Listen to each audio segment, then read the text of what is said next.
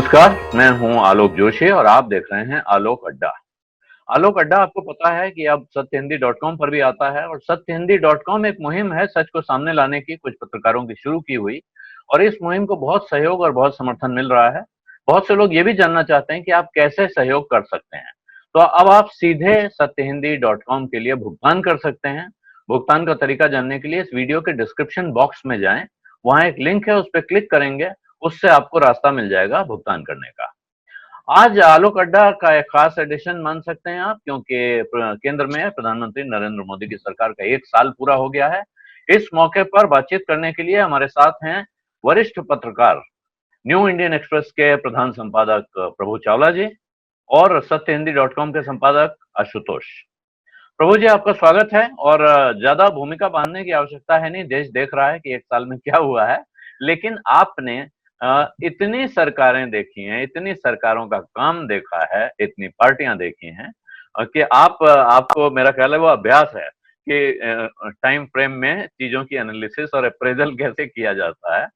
इस सरकार का पहला साल कैसे देख रहे हैं?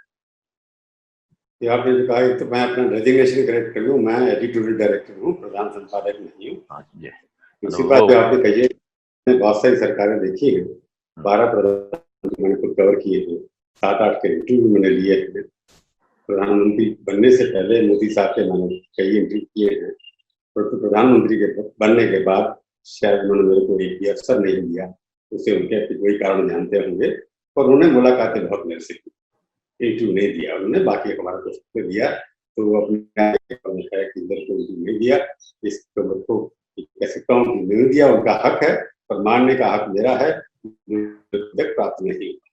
तो एक तो बात ये हो गई। दूसरा ये कि 1 साल या आपको 6 साल, इसको आप 6 साल के रूप में देखेंगे या आप 1 साल के रूप में देखेंगे। अब अमित शाह का आर्टिकल जो छपा है, उन्होंने 6 ईयर्स की बात की अपने आर्टिकल में, टाइम इंडिया में 60 year which were undone in 6 years।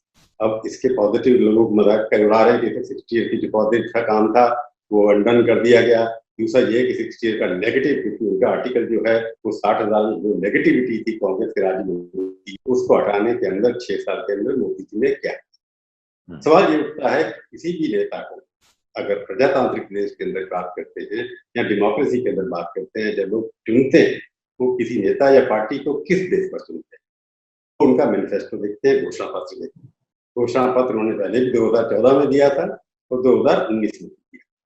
2014 के घोषणा पत्र के माध्यम से उन्होंने जनता के कि हमने जो आपसे वायदे वो पूरे करके दिखाए, और जनता ने 2019 में तो बहुमत पहले से ज्यादा दिया। ये प्रजातांत्रिक तरीका, इससे आप सहमत हो या नहीं हो, परंतु प्रजातंत्र के अंदर जो जीते वही सिकंदर, और इनको 306 सीटें खुद की मिली और सब मिलाकर के 350 के अंदर। हाँ सर, ज्वाइन करिए। इसलिए मेरा कहना ये है कि अगर आप ये जानना चाहते हैं कि उन्होंने क्या किया, मैं कहूंगा अपने पार्टी के मैनिफेस्टो के प्रति वो पूरे लॉयल रहे। होता क्या है कि बाकी पार्टियां जो है अपने मैनिफेस्टो को भूल जाती हैं और आगे चलती हैं। काफी सारी घोषणाएं जो तक पूरी नहीं हुई, परंतु कोर उनका मुद्दा क्या है, भारतीय जनता पार्टी का या संघ परिवार का, संघ राष्ट्रीय स्वयंसेवक संघ के स्वयंसेवक रहे हैं, उनका मुद्दा क्या रहा। अटल बिहारी वाजपेयी जी ने भी अपने मैनिफेस्टो में कहा था कि राम मंदिर बनेगा, उसके बाद अडवाणी जी ने भी कहा था राम मंदिर, और एक पैराग्राफ उनके मैनिफेस्टो में। और जो स्पेशल कश्मीर की धारा है उसको खत्म करेंगे, ये भी उनकी घोषणा शुरू से जनसंघ के जमाने पर रही है। तो उस परिप्रेक्ष्य में अगर आप देखेंगे कि आइडियोलॉजिकल जो उनका मैनिफेस्टो था, तो मोदी जी को 100 में से 100 नंबर मिले जाए। उनका मूल जो वोट है जो उनकी कोर कॉन्स्टिट्यूएंसी है, जब अडवाणी जी 2000 चुनाव में हारे थे तो उनका एक स्टेटमेंट आया था कि you forgot our core constituency. तो मोदी जी ने उस कोर कॉन्स्टिट्यूएंसी को दिमाग में रख करके अब से पहले बहुत 370 धारा बहुत मुश्किल लगता था, लोगों को लगता था ये हो ही सकती। आशुतोष भी शायद बात से सहमत है, मेरे को भी लगता था 370 कोई भी प्रधानमंत्री आकर के खत्म करेगा, ये इसकी आशंका उनके अपने लोगों को नहीं थी, बाकी कुछ नहीं। उनके मंत्री से बात होती है, कहते नहीं हो सकता, कहते रहे हो नहीं सकता, और 35 है तो वैसे ही नहीं हो सकता, और राम मंदिर तो कभी नहीं है, हो नहीं सकता, ट्रिपल तलाक नहीं हो सकता। ये सब चीजें अगर मान के, जैसे सिटीजन अमेंडमेंट एक्ट है, इसका अभी इम्प्लीमेंट नहीं हो रहा है, तो मैं 4 आइडियोलॉजिकल मुद्दे जो दे रहा हूँ, जैसे ही 4 होम मिनिस्टर, हालांकि 370 को खत्म करने की सारी एडमिनिस्ट्रेटिव कार्रवाई राजनाथ जी के दफ्तर में हो गई, परंतु राजनाथ जी अपने तरीके से काम करते हैं। जिस तरीके से अमित शाह ने उसको 70 दिन के अंदर ही पूरा कर दिया, आने के बाद 370 को 70 दिन में ही हटा दिया और कर्फ्यू लगा दिया वहां पर और इम्प्लीमेंट करा दिया। ये लगता था कि वहां पर कश्मीर में पूरा विद्रोह हो जाएगा, नहीं हुआ। और आज भी वहां पर कर्फ्यू किस्म के लोग हैं, कई चीजें उनको वहां पर फैसिलिटी नहीं मिली है। 4G अभी रेस्टोर नहीं किया है, उनके अपने राइट्स अभी सस्पेंड कर रखे हैं। तो मेरे को लगता है अगर आप आइडियोलॉजिकल दृष्टि से देखें तो प्रधानमंत्री ने अपने 1 साल के अंदर तो बहुत कुछ कर दिया, पहले 5 साल में नहीं किया था। जितने आइडियोलॉजिकल वो कर तो ये एक इंटरेस्टिंग एंगल है कि आप लोग कह सकते हैं कि ये नहीं किया, वो नहीं किया, लेकिन उन्होंने वो कर दिया जो होने की कल्पना नहीं की जा रही थी। और आइडियोलॉजी के धरातल पर देखें तो उन्होंने अपना 100% कमिटमेंट पूरा कर दिया है। CSDS के संजय कुमार जी भी हमारे साथ जुड़ गए हैं, उनसे बात करेंगे। लेकिन उससे पहले अब आशुतोष मैं आपके पास चलना चाहता हूँ। प्रभु जी की जो टिप्पणी है इसकी रोशनी में अब आप वापस देखें, और मैंने भी देखा प्रधानमंत्री की एक चिट्ठी सभी के नाम जारी हुई है, उसमें भी काफी चर्चा तो पिछले 5 सालों की है, और अगले इस 1 साल की जो चर्चा है उसमें दरअसल यही मुद्दे हैं। ये मुद्दे हम और आप कह सकते हैं कि ये रोजी रोटी रोजगार इंसान की जेब को नहीं छूते हैं, लेकिन ये सब उन लोगों के दिल को छूने वाले मुद्दे हैं जिन लोगों ने भारतीय जनता पार्टी को बड़े अरमानों के साथ वोट दिया था, समर्थन दिया था। तो क्या ये 1 साल एक बहुत सफल 1 साल नहीं माना जाएगा? नहीं, देखिए आलोक जी, जो बात प्रभु जी कह रहे हैं राय से पूरी तरीके से सहमत हूं। जहां तक अपनी विचारधारा की बात थी, उसके लिए जो काम करना था वो काम उन्होंने किया, इसमें कोई दो राय। बीजेपी और आरएसएस ने कभी ये नहीं छिपाया कि धारा 370 का पूर्ण बहुमत मिलेगा तो उसको नहीं हटाएंगे। उन्होंने कभी इस बात को नहीं छिपाया। उन्होंने कभी राम मंदिर नहीं बनाएंगे, उन्होंने कहा बहुमत होगा हम उसको बनाने की कोशिश करेंगे। उन्होंने यूनिफॉर्म सिविल कोड, ये 3 ऐसे मुद्दे थे जो वो पहले दिन से लगातार उस पर कह रहे थे। आज उनके पास 303 सांसदों का बहुमत है, मोदी जैसा करिश्माई व्यक्तित्व है, और लोकसभा के अंदर 350 के आसपास उनके अपने एनडीए के सांसद हैं। जाहिर सी बात है वो कोशिश करेंगे, उन्होंने करके दिखाया। दिक्कत कहां पे? दिक्कत ये है कि आज मोदी जी को पिछले 1 साल की नहीं बल्कि पिछले 6 साल की बात करनी पड़ रही। क्यों बात करनी पड़ रही? क्योंकि जब पिछले 1 साल का हिसाब मांगा जाएगा तो ये तो होगा कि ट्रिपल तलाक आपने कर दिया, आपने धारा 370 लगा दिया, आपने नागरिकता कानून लेकर आ गए और आपने तमाम चीजें की, लेकिन अर्थव्यवस्था का जो लोगों की रोजी रोटी से जुड़ा हुआ सवाल है उस पर क्या किया? अभी मार्च तिमाही के आंकड़े आए हैं, 3.2 का आंकड़ा है, और ये उस वक्त का आंकड़ा जिसमें सिर्फ 1 हफ्ता लॉकडाउन रहा है। यानी अर्थव्यवस्था के स्तर पर लोगों की रोजी रोटी के सवाल पे, कारखानों की उन्नति के सवाल पे, विकास के मुद्दे पर जिस पर आए उसमें वो बुरी तरीके से असफल रहे हैं। अकेले जो इस वक्त का आंकड़ा बताया जा रहा है, उन आंकड़ों को अगर आप ध्यान से देखें तो कुछ ऐसे आंकड़े हैं जो आपको लोमहर्षक कर सकते हैं। आप चाहे बेरोजगारी का आंकड़ा, और ये मैं लॉकडाउन के पहले की बात कर रहा हूं, चाहे बेरोजगारी का आंकड़ा हो, चाहे मैन्युफैक्चरिंग सेक्टर के गिरने का आंकड़ा हो, चाहे एक्सपोर्ट के गिरने का आंकड़ा हो, चाहे इंपोर्ट के गिरने का आंकड़ा हो, चाहे इन्वेस्टमेंट के गिरने का आंकड़ा, इकोनॉमी का कोई ऐसा इंडिकेटर नहीं है जिसमें मोदी सरकार बुरी तरीके से असफल नहीं हुई है। तो यस, अपनी विचारधारा के एजेंडे को उन्होंने पूरा किया है जो उनसे उम्मीद की जा रही थी, लेकिन बाकी कोई ऐसा मुद्दा नहीं है जिस पर वो असफल ना रहे हो। जहां तक विदेश नीति का मैं आपको बता दूं, आज नेपाल आपका दोस्त नहीं है। चीन को आप गलबैया करते थे, वो आपके हुआ है। पाकिस्तान आपके खिलाफ खड़ा हुआ है। इसके अलावा 56-57 गल्फ कंट्रीज जो कभी भी हमेशा भारत के साथ रहे, वो आपके खिलाफ है। अमेरिका के राष्ट्रपति आपको आंख दिखाते हैं, और आप जो है आपको क्लोरोक्विन पर से बैन हटा के उनको सप्लाई करनी पड़ती है। तो ना तो बेचारा कामयाब है, ना आर्थिक स्तर पर कामयाब है, और इसी कारण उनको पिछले 6 साल का हिसाब देना पड़ता है। जी, तो ये 6 साल का हिसाब इसलिए देना पड़ रहा है, आप कह रहे हैं कि उन्हें इनके पास इस 1 साल में गिनाने को कुछ नहीं है। जबकि हमने जब प्रभु जी से बात की, उन्होंने बताया इस 1 साल में उन्होंने वो कर दिया है जिसके बारे में हर आदमी ये कहता था कि ये हाँ इच्छा तो बहुत है लेकिन हो नहीं पाएगा। सारी असंभव चीजें पूरी करके दिखा दी हैं। तो हो सकता है इसमें छोटी चीजों पे ध्यान न दे रहे हो वो, और क्या उनके वोटर को भी यही चाहिए जिसने उन्हें समर्थन दिया है? प्रश्न ये है। संजय कुमार जी हमारे साथ हैं, ये भारत में सबसे बड़े मूड सर्वेज करते हैं, ओपिनियन पोल करते हैं। क्या संजय जी, आपका क्या असेसमेंट है, जो जमीन पर फील है, जो लोगों के विचार हैं, वो क्या हैं? क्या लोग खुश हैं, बहुत खुश हैं, या लोग थोड़े मायूस हैं, कहना नहीं चाहते हैं?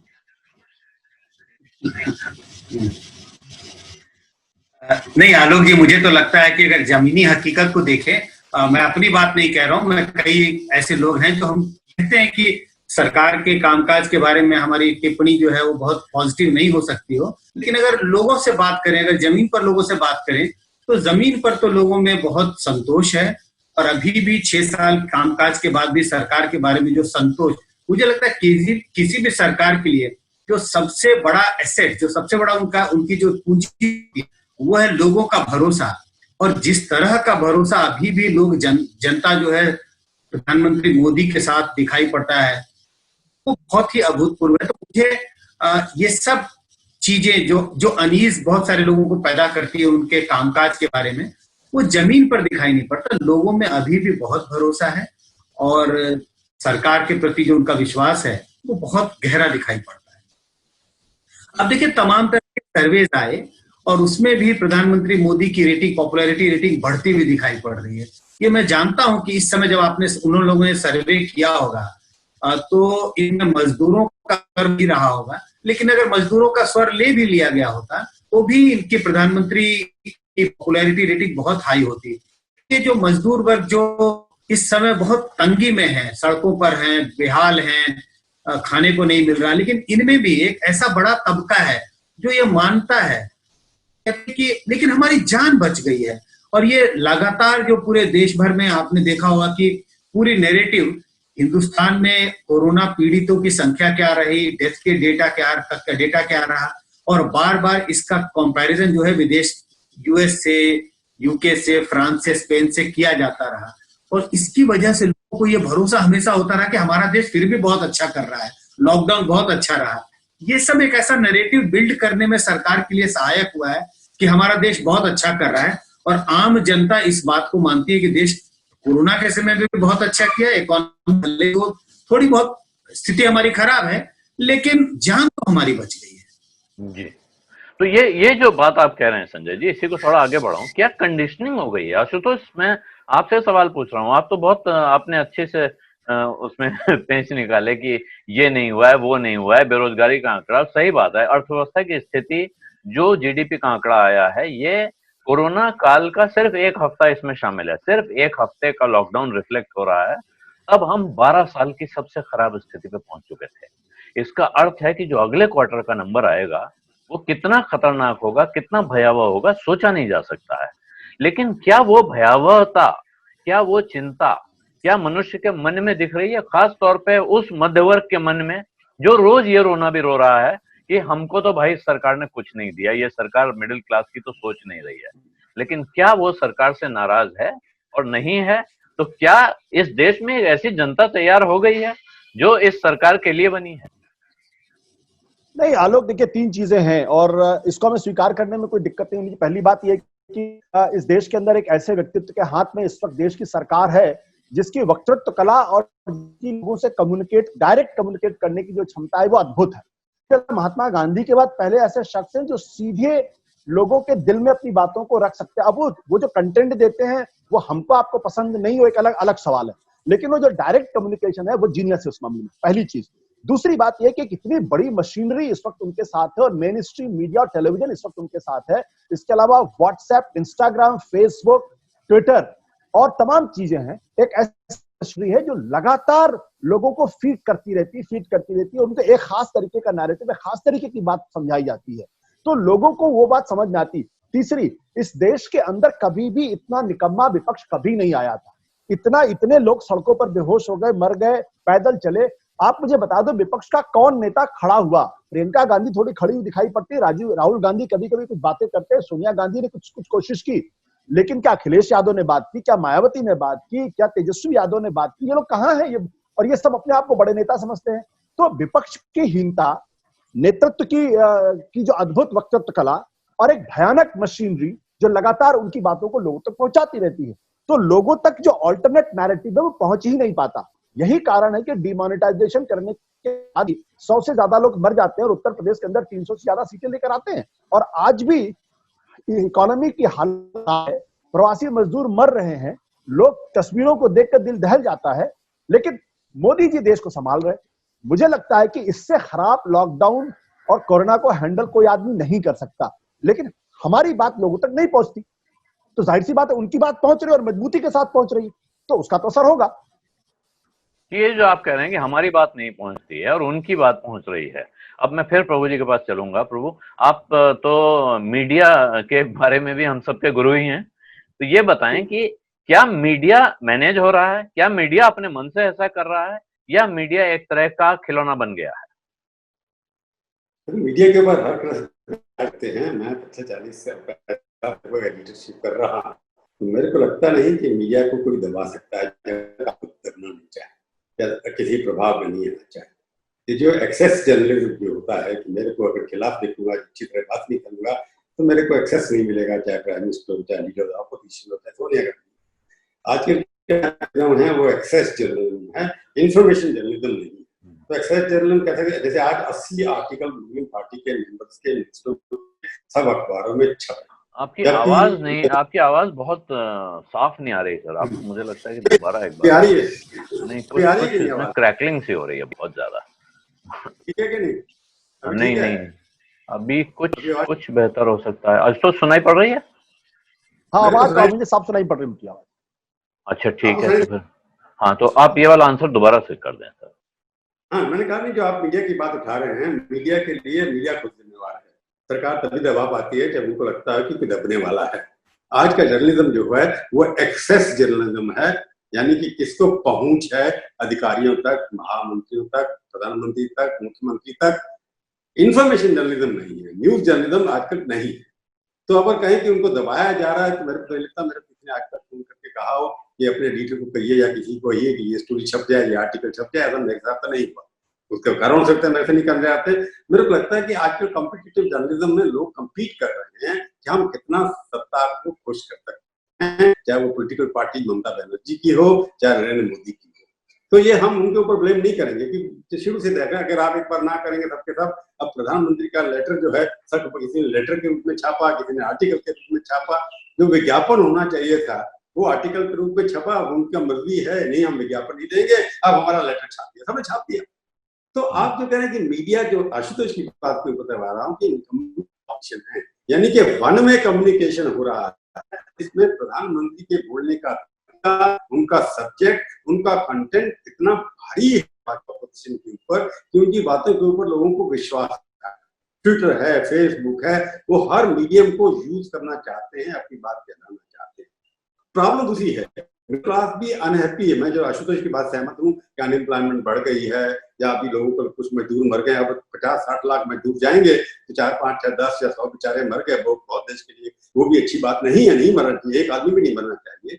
परंतु सवाल ये है, जैसे उन्होंने कहा कुमार साहब ने, कि लोग सोचते हैं कि हम बच गए। अब सवाल ये उठता है कि मिडिल क्लास भी उतना प्रभावित नहीं है। कब प्रभावित होता है? जब महंगाई बढ़ती है, जब एडमिशन नहीं होते, या शॉर्टेजेस होती है, या कोई लड़ाई हो रही हो, लॉ एंड ऑर्डर प्रॉब्लम हो। इस तरह की कोई भी घटनाएं देश भर में नहीं हो रही, कोई बड़ी करप्शन की घटना भी हमारे सामने नहीं आ रही। ये नहीं कि हो मेरे पता नहीं, सामने नहीं आ रही है। तो इन मुद्दों पर देखें, महंगाई नहीं है, बेरोजगारी सड़कों पर दिखाई नहीं देती, लोग शांत हैं। अभी जो बात कर रहे हैं कोरोना वायरस की, मैं देखता हूँ कि अगर बाकी कंट्री से कंपेयर करें, भारत की औसतन सिर्फ 10 लाख लोगों के ऊपर केवल 30 लोग प्रभावित हैं, जबकि इंग्लैंड के अंदर 600 लोग प्रभावित हैं।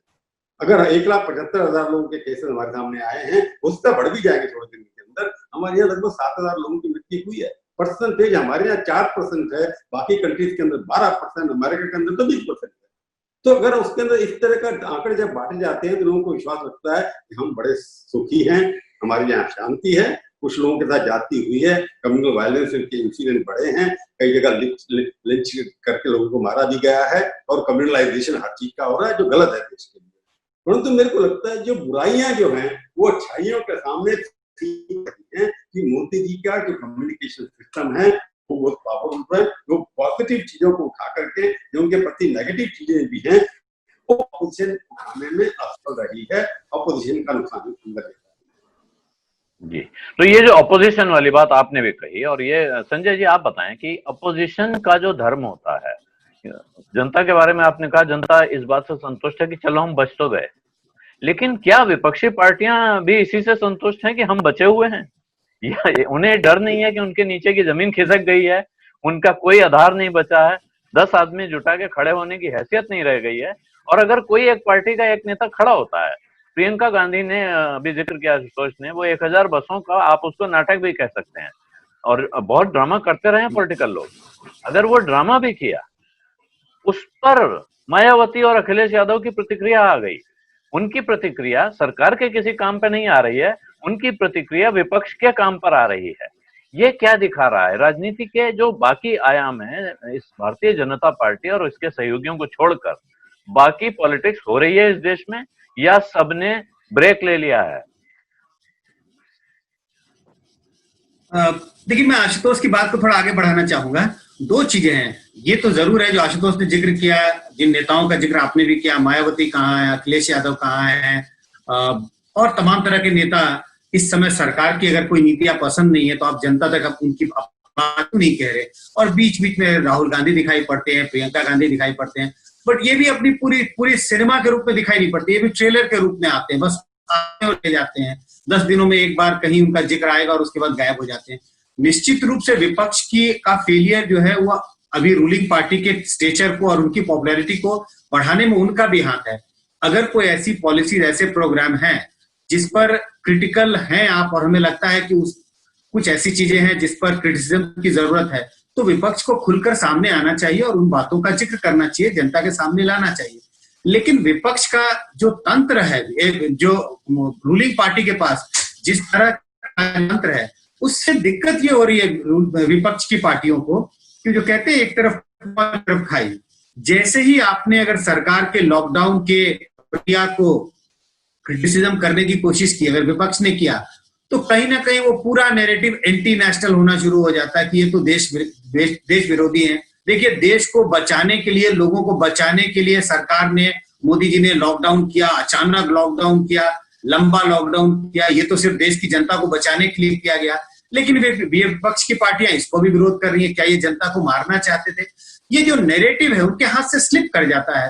अपोजिशन कभी कभी सड़क पर आने की कोशिश करते हैं, कभी कभी अपनी बात को जनता तक लाने की कोशिश करते हैं, लेकिन उनके पास वो कम्युनिकेशन स्किल नहीं है, वो अपनी बात जनता तक नहीं कह पाते, और वो जो कहते हैं उसको ट्विस्ट कर दिया जाता है कि ये तो एक तरह से देश विरोधी करार दिया। लेकिन संजय जी, माफ कीजिएगा, मैं बहुत मुश्किल से बीच में रोकता हूँ, लेकिन ये बताइए, अपोजिशन के पास यही अपोजिशन है, यही अखिलेश यादव हैं, जिनके पास बड़ा शानदार कम्युनिकेशन स्किल था, उत्तर प्रदेश के युवा हृदय सम्राट थे।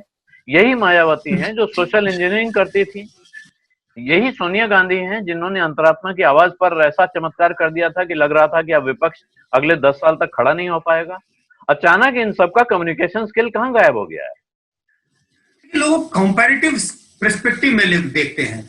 ये उस समय की आप बात कर रहे हैं जिस समय आज के प्रधानमंत्री एक राज्य के चीफ मिनिस्टर थे, और हर समय लोगों को लगता था कि ठीक है वो एक पॉपुलर नेता है, बट वो सिर्फ गुजरात तक ही सीमित रहेंगे। उस समय इन नेताओं की तुलना, एक मोदी की तुलना मायावती से और बाकी लोगों की तुलना जो की जाती थी, तो सब अपने अपने राज्यों में लीडर थे। लेकिन जैसे ही प्रधानमंत्री मोदी देश के नेता बनते हैं और जब उनके स्किल्स की तब तुलना इन लीडरों के साथ की जाने लगी, तो उनके स्किल्स अब कम छोटे दिखाई पड़ते हैं। और बार बार इस बात की तुलना होती है कि प्रधानमंत्री मोदी जब जिस तरह से जिस शैली से लोग बात अपनी जनता तक कहते हैं, तुलना में एक तरह से एक जो ट्रस्ट का भी मामला है, मैं जो बार बार जो कह रहा हूँ, तो ट्रस्ट है मायावती के, अखिलेश यादव के लिए, आप राहुल गांधी के लिए कह दें, और तमाम तरह की विपक्ष की नीतियों के, विपक्ष के नेताओं के बारे में। यही प्रधानमंत्री मोदी के साथ ये ट्रस्ट का एक बहुत बड़ा एसेट है।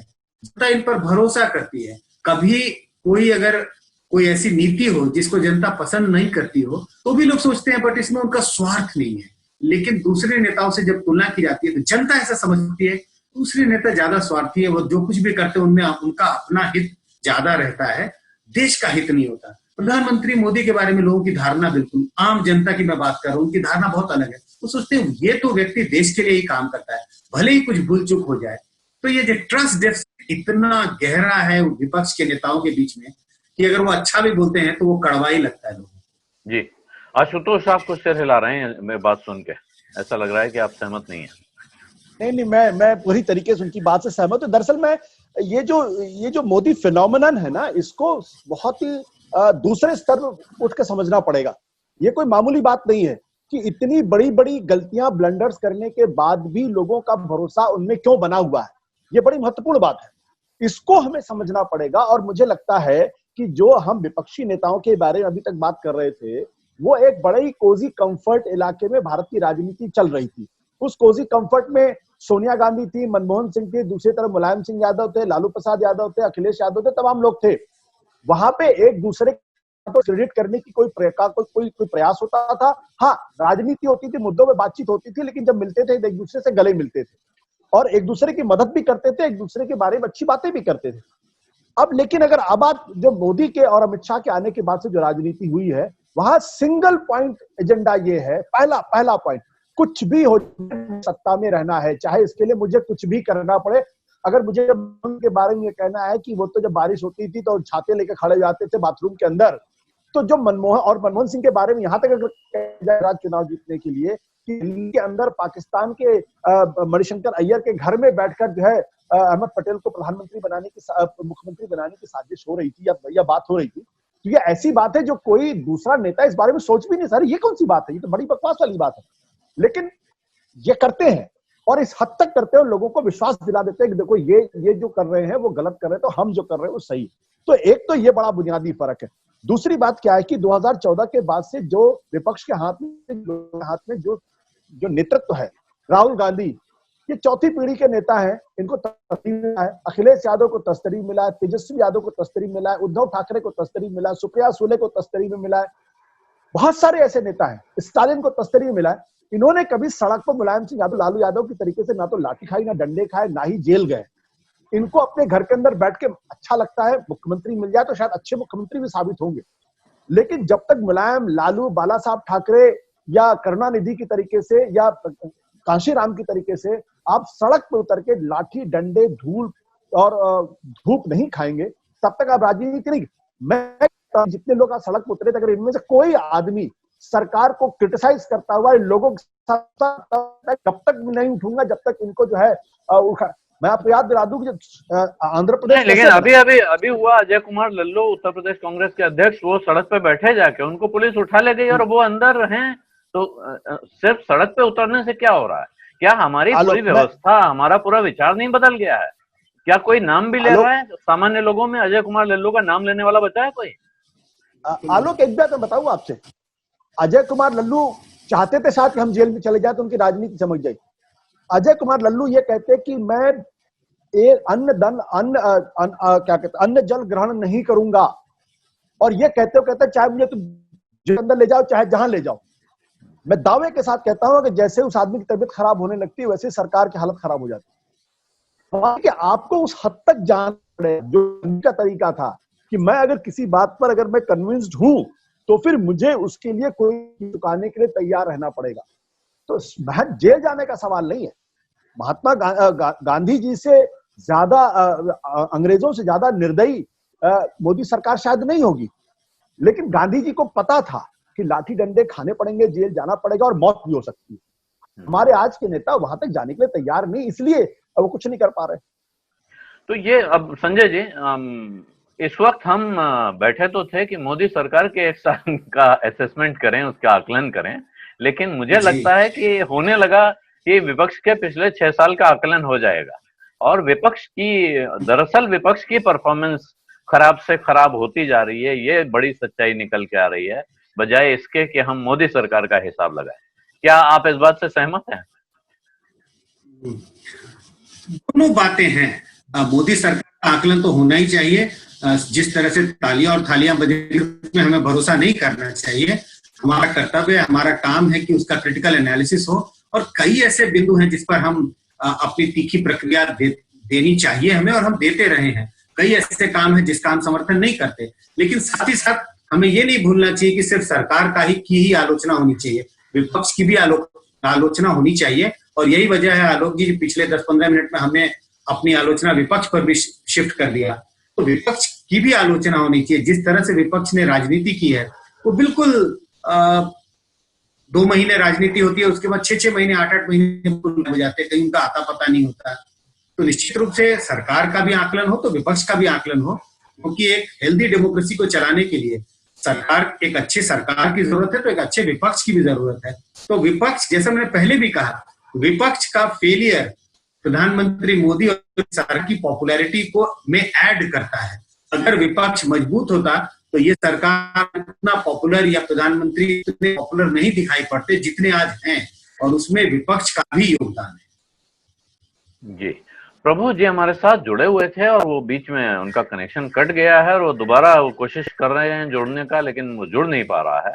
और अब मेरे पास समय भी बहुत कम बचा है। जी, प्रभु जी जुड़ गए हैं, तो मैं चाहता हूं प्रभु जी कि एक आपका कंक्लूडिंग कमेंट छोटा सा, क्योंकि समय कम बचा है और बीच में कनेक्शन डिस्कनेक्ट हो गया आपका।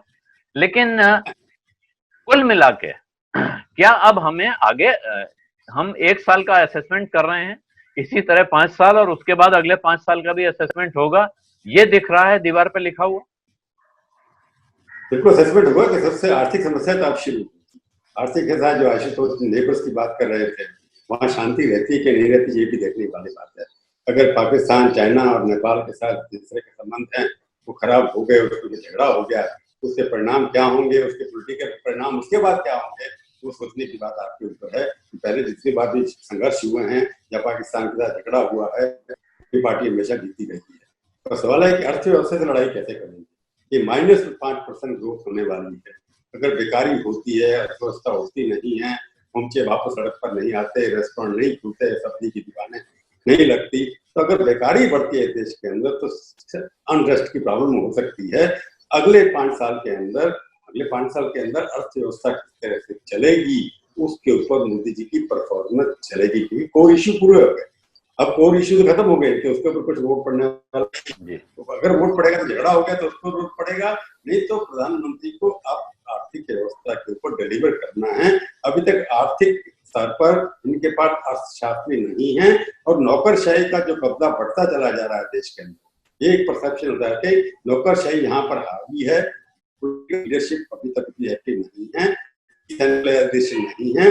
अगर नौकरशाही के ऊपर का कब्जा बढ़ता चला गया, देश की लो हो जाएगी, जिसकी वजह से पॉलिटिकल राजनीति है। अपोजिशन को पहले फायदा हुआ था कि जब अटल जी थे उनके मुकाबले में कोई नहीं था, तब भी अपोजिशन गई थी। तो ये नहीं कि लोग कैसे वोट करेंगे, अगले 4 साल केवल अर्थव्यवस्था में क्या होता है, कितने पैसे लोगों की जेब में जाते हैं, उसके ऊपर डिपेंड करता है। जी, मेरे पास समय बिल्कुल खत्म हो गया। आशुतोष बोलना चाहते थे लेकिन अब वक्त नहीं बचा है। लेकिन मोदी जी के पत्र में एक श्लोक है, उसका जिक्र कर दूं। कृतम में दक्षिणे हस्ते जयो में सव्य आहिता, ये उन्होंने लिखा है कि अगर आप एक हाथ से काम करते रहें, अपना कर्तव्य निभाते रहें, तो दूसरे हाथ में आपके सफलता आना तय है। अब किसको कितना कर्तव्य निभाना है, देश कब तक कर्तव्य निभाता रहेगा, ये देखना है, और वो सफलता कब आएगी ये देखना है। यही मोदी जी की खासियत है। तो आप सबका बहुत बहुत धन्यवाद जुड़ने के लिए, और समय खत्म हो गया इसलिए अब मैं इजाजत चाहता हूं। और अगर अभी तक आपने मेरा यूट्यूब चैनल वन आलोक जोशी सब्सक्राइब नहीं किया है तो सब्सक्राइब का बटन दबाना न भूलें, साथ में घंटी भी बजा देंगे तो और अच्छा रहेगा। नया लाइव आने का, नया वीडियो आने की आपको खबर मिल जाएगी। धन्यवाद, नमस्कार। सत्य हिंदी के और वीडियोस को देखने के लिए हमारे YouTube चैनल को सब्सक्राइब करें और सीधे नोटिफिकेशन पाने के लिए बेल आइकन दबाएं।